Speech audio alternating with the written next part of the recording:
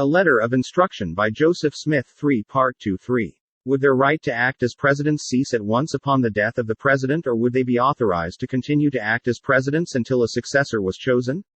Being chosen and ordained as presidents of the high priesthood forming a quorum, and not as counselors only, they would be authorized to continue to perform the perfunctory duties of presidents until a successor was chosen or other provision made for an acting presidency. This is agreeable with Section 107, paragraph 39. I give unto him for counselors my servant Sidney Rigdon and my servant William Law, that these may constitute a quorum and first presidency, to receive the oracles for the whole church. This shows clearly that the intention of the great organizer was to create a quorum, and not simply to institute two men as counselors with no responsibility attaching to them, in case of the absence by death or deposition of the president. It would seem that divine wisdom would not so loosely form a threefold cord, like that made by the three quorums, the Presidency, 12, and 70, that one of them would cease to exist, if one of its members was to be removed, leaving the other two intact to perform quorum duties.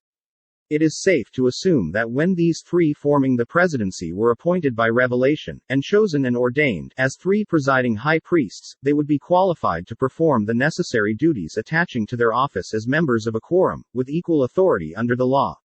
4. Should they report the death of their principal officially to the quorum of 12 through the presiding officer of that quorum? Yes, they should not only report to the quorum of 12, but also report to the quorum of 70, through its president, these quorums holding concurrent jurisdiction in matters of decision. This they should do, not only as a matter of courtesy but as a matter of right.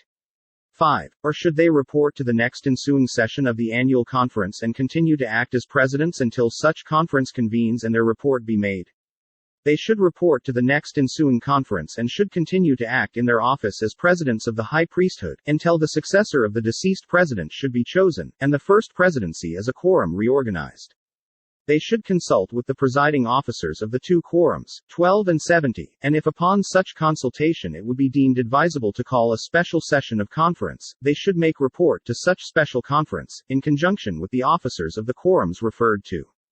6. Would either of them be eligible to be chosen as president to succeed their principal by virtue of their holding the office of the high priesthood to which they had been ordained as counselors? Yes, the same as they were eligible to be chosen as members of the first presidency when such presidency was formed by their accession to it.